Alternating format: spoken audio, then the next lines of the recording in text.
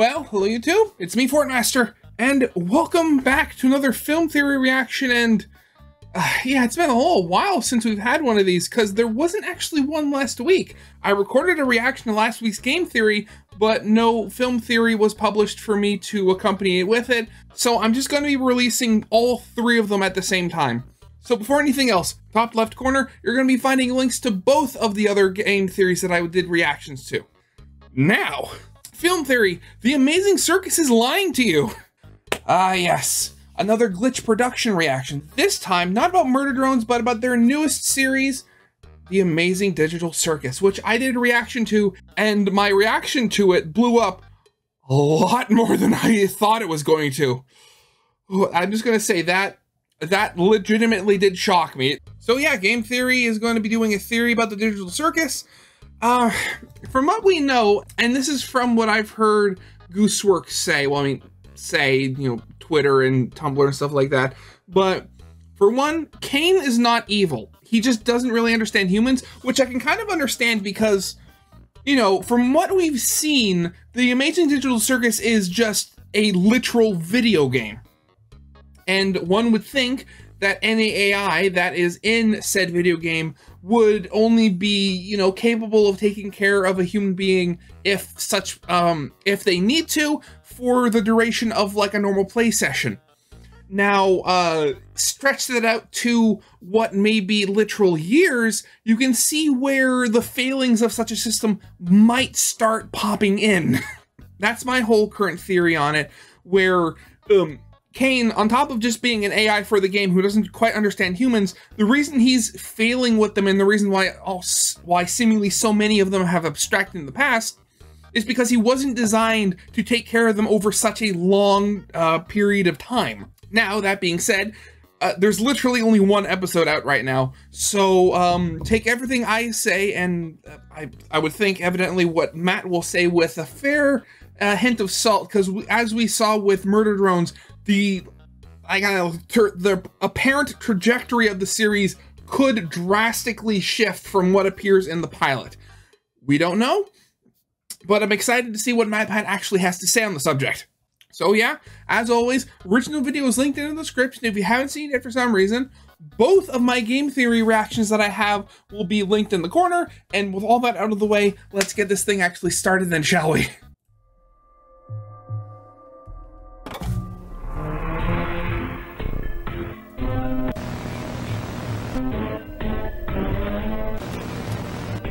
Yeah, radical.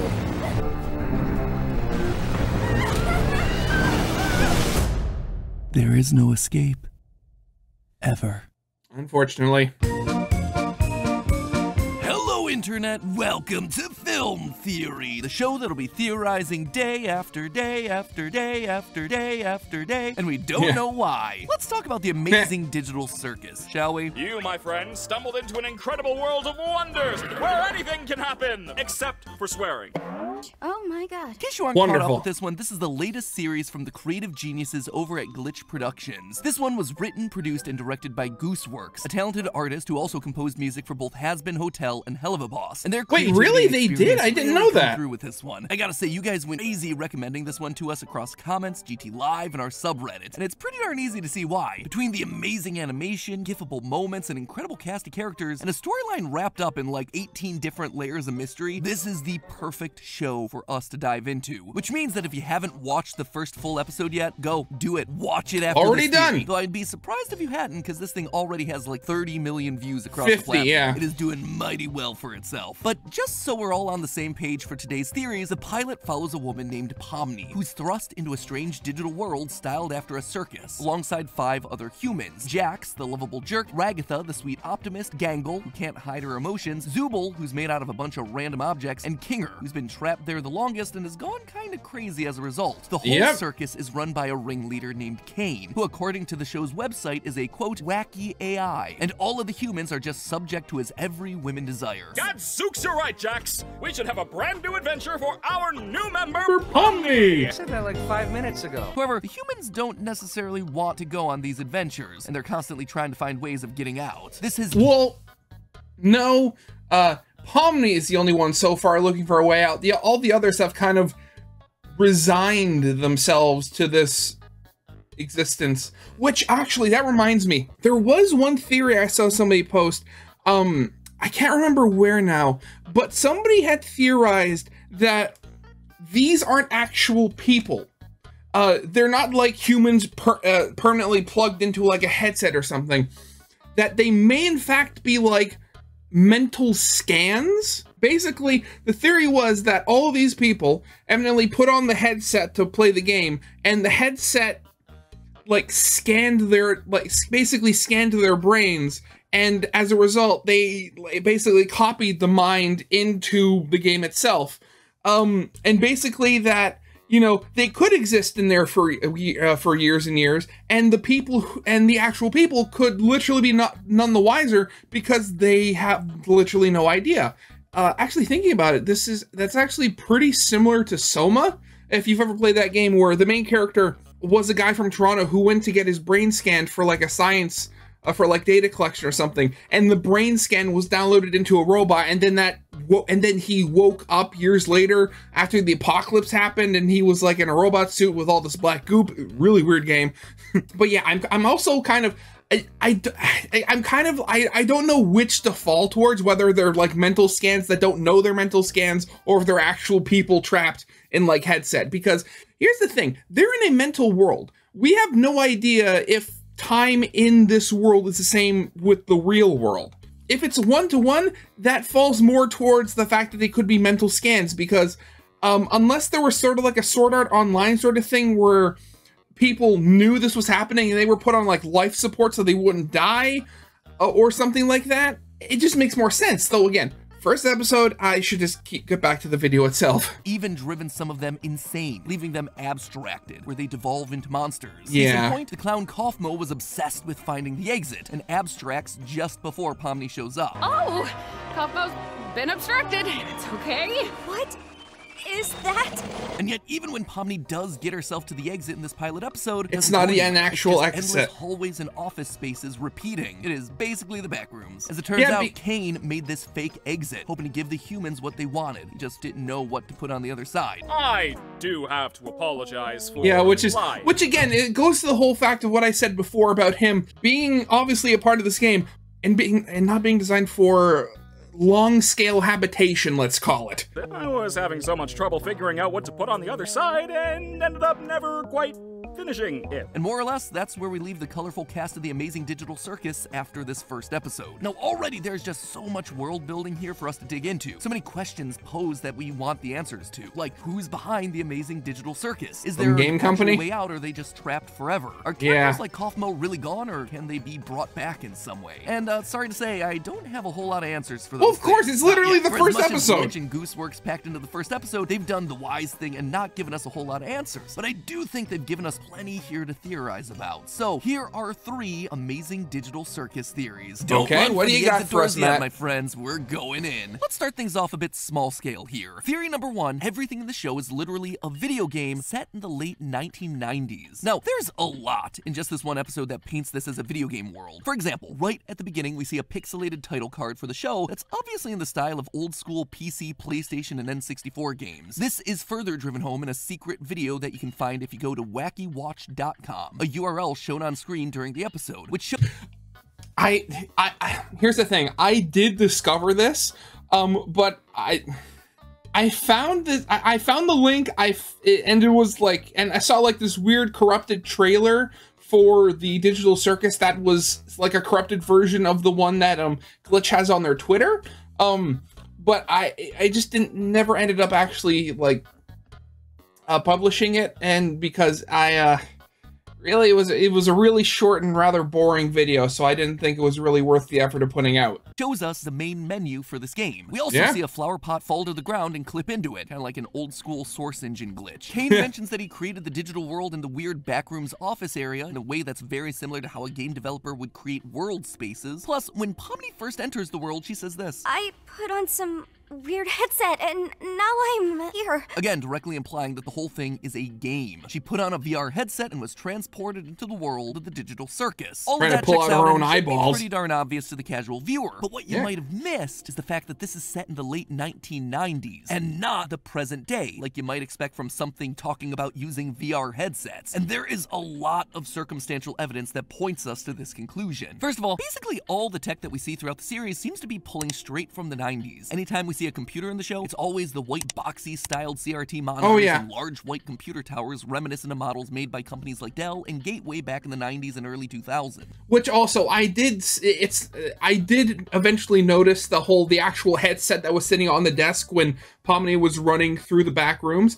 Of course, I saw it while I was editing, not when I was actually watching the thing. And this is both in the actual episode and in the off-site material as well. In that same Wacky Watch commercial, we see a real-life computer with the same old-school design. What's more, the beginning of this Wacky Watch video says that this was an old tape recovered on a date that's censored. And given the degradation on that tape, it implies that not only is this video old, but it was also recovered in the past as well. But this goes beyond just the tech that's used in the series. Many of the characters and iconography from the show are very reminiscent of popular characters and ideas from the late 90s and early 2000s. Pomni's gesture design takes a lot of cues from Sega's old Nights into Dream series. Jax shares design inspiration and a similar name with Max, the rabbit from the Sam and Max games. Bubble clearly takes cues from Super Mario's Chain Chomps. Jax and Gangle were both inspired by characters like Poppy the Performer, an old Japanese I've seen that before. That's so weird. Circus setup. It's very reminiscent of the villain and plot of I Have No Mouth and I Must Scream. Yeah, people were pointing that out. I completely missed that reference. Well, I mean, granted, it's like Cain isn't evil, but again, the whole fact of like people being trapped in a world controlled by an AI and they have no way of escaping outside of possibly death. Ugh, yeah, that's great. A short story by Harlan Ellison adapted into a point-and-click adventure game in 1995. Anyway, you slice it, it's very clear that the creators want the show to have the same 90s vibe that we're all so nostalgic for right now. But you might be thinking, hold on, they're talking about VR headsets here. That's a modern thing, right? Wouldn't this thing just be inspired by the 1990s? I point you towards the Virtual Boy. It's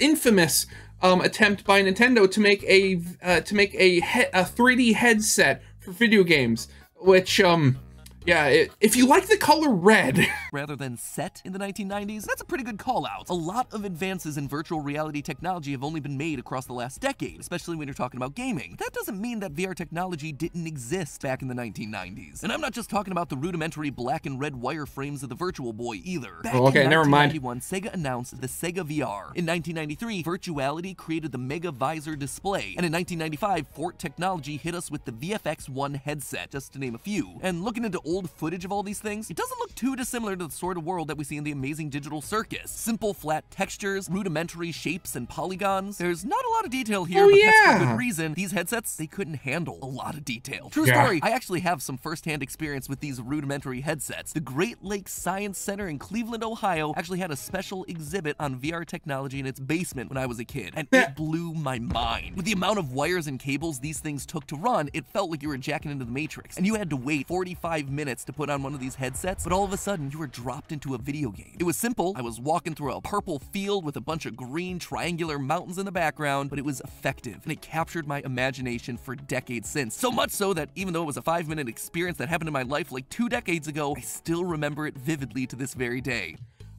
You know, that just reminded me of something. And hopefully I'll be able to find the pictures on Twitter.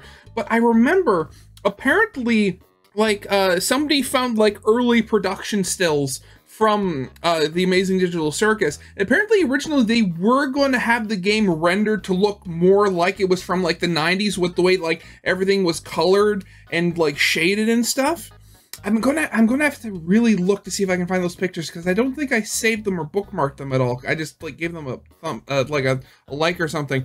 I don't know if I actually find them, you'll see them on screen. It's it was pretty cool, and I can't help but wonder, would the show be as popular or something if they actually went with that? So I don't know. It would be cool. Anyway, MatPat childhood stories aside, the long and short of all of this, everything that we see in the series is pointing to this taking place in the past and not in the present. All of this has already happened from our perspective. We're just watching the events of the game unfold. So now that actually, thinking about that, when did Kinger first get into this then? Because, as I said, he's been in there for years. I mean, supposedly, but still. We know that we're in a 1990s video game here. Let's dig a bit deeper, shall we? Theory number 2, Pomni helped create this hell simulation that they're currently stuck in. It's a pretty bold claim, so what would make me say that? Again, that's another theory I've seen. Basically, the idea that all the characters we see, obviously without the exception of Kane, are all, you know, game developers that have gotten stuck in this thing. Firstly, one of the scenes that really jumped out to me while I was watching and rewatching the pilot was the sequence where Pomni's running through the back rooms on the other side of the exit door. At one point, she enters a more traditional looking office space with computers and cubicles before stopping and staring at one desk in particular. This is played as a big moment. We linger on this shot for a long time. And that's the desk with the headset. Horror-esque dolly zoom hits both the desk and Pomni before she has herself a psychological break. The lights start to flicker and she cackles uncomfortably before running on. The whole thing is really menacing and off-putting and clearly meant to leave us with a big impression. Why? Well, because this desk isn't just some simulation that Kane cooked up in the back rooms. It's based on a real place in the real world of this universe outside of the simulation. A place that we actually see in the episode. At the very end, right before the credits roll, we zoom out of the circus and through the void, revealing that all of this has been taking place inside of a computer. That makes sense. We've already established that this right here is a big old simulation. But take a look digital at the circus. Desk. It's the exact same setup that we saw earlier in the episode in the backroom section. The same old equipment on the left, the same file cabinets on the right, the same retro monitor and keyboard and computer tower and speakers, the same VR headset and headphones. This is exactly the same, but clearly this one's in the real world. Not only have we literally zoomed out of the computer, implying that we're no longer in said simulation, but the lighting in the scene is much more natural. It's warmer. Sunlight the computer itself is also cleaner. All at an angle because the sun's lower in the sky. This is not the flat computer simulation lighting that we've been seeing throughout the rest of the episode. That right there, the desk and computer setup existing both in the simulation and in the real world, is already a pretty interesting point, but why then would it break Pomni? What causes her to go off the deep end and start laughing? Well, I think that subconsciously, Pomni recognizes that this is her desk. At the beginning of the episode, they make it clear that Pomni has lost her human memories, but this, I believe, is triggering a deep realization inside of her. Based on what we're given here, I believe that Pomni's human persona is an employee at CNA, the company developing the Digital Circus game and VR headset. And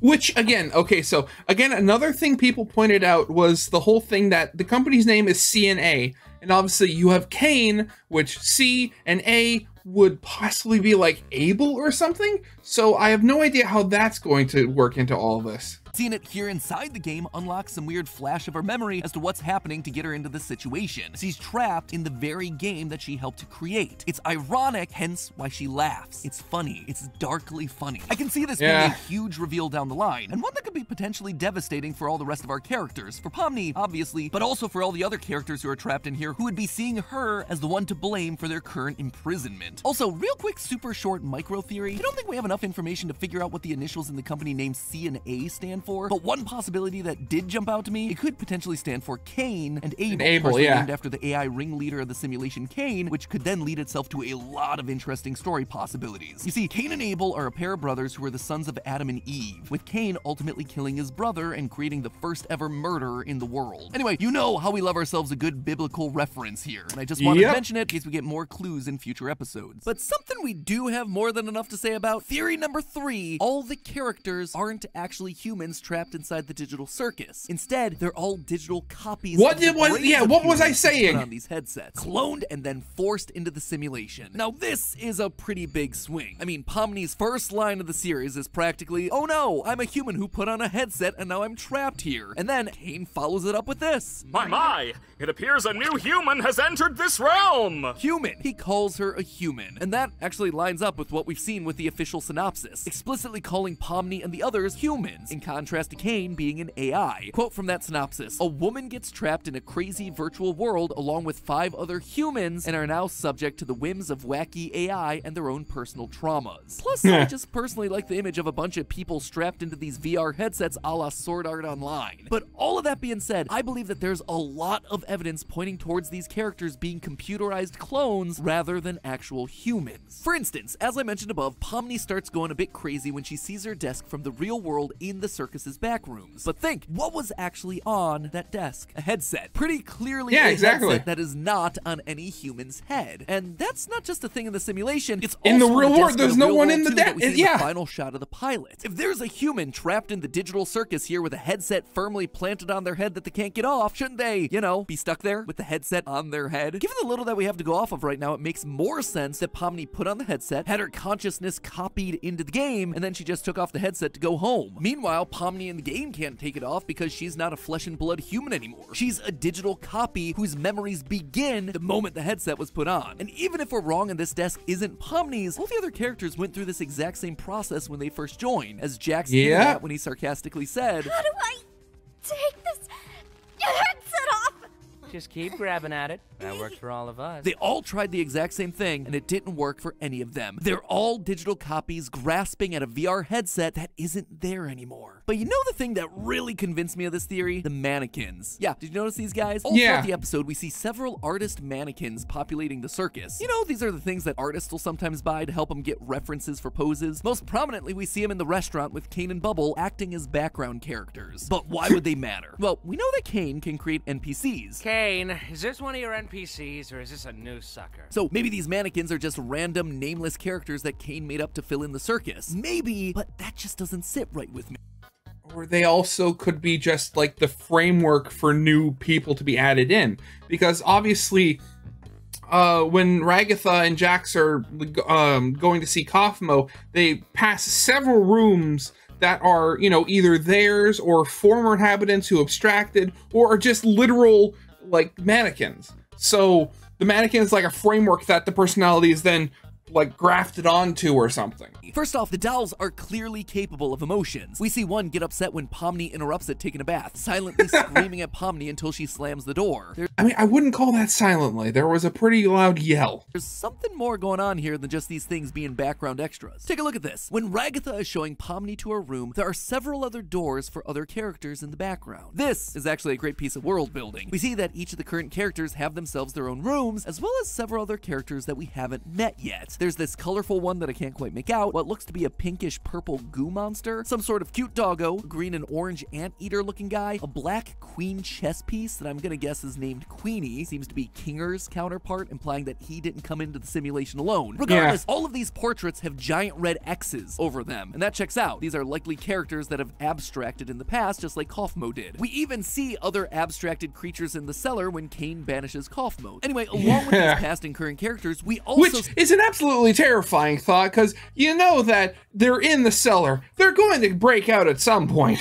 I mean, that's just story writing 101. Several doors with blank mannequins on them. Not just one, but multiple doors. If I had to guess what's going on here, when a new human enters the game, these rooms transform into one that's appropriate for them, and the mannequin on the door transforms into their character. And what's more, I believe that there's a mannequin in the game that also transforms into that character. Right now, they're placeholders, but they get molded into these human copies whenever someone new puts on the headset, and their brain gets scanned into the system. That would fit thematically with the idea of the mannequins to begin with. They're supposed to be used as references and then they're turned blank into slates. something real when you're using them for your artwork. That would also fit with the fact that they're on the doors of all these empty rooms, and the characters being scanned clones of human brains would fit the fact that they can't take off their headsets, despite us seeing a headset not being worn at a desk that is clearly meant to be Pomni's. It just all fits with what we've seen from the series so far. In short, the series is gaslighting us. It isn't about a bunch of humans trapped in a simulation, it's about a bunch of human consciousnesses that have been scanned into an AI system and then mapped onto blank mannequin bodies, where the computer can then simulate their human behavior and push their buttons to the breaking point, learning the weaknesses of the human psyche. And then, when they've had too much and abstract out of the system, well, then you just boot up another new simulation and try again. There is no exit door, just an endless loop of torturous tests run by Kane as he tries to understand the human experience. Just like a real circus, all of it is just a big performance. But hey, you know what character in the— Okay, so here's a thing I just thought of.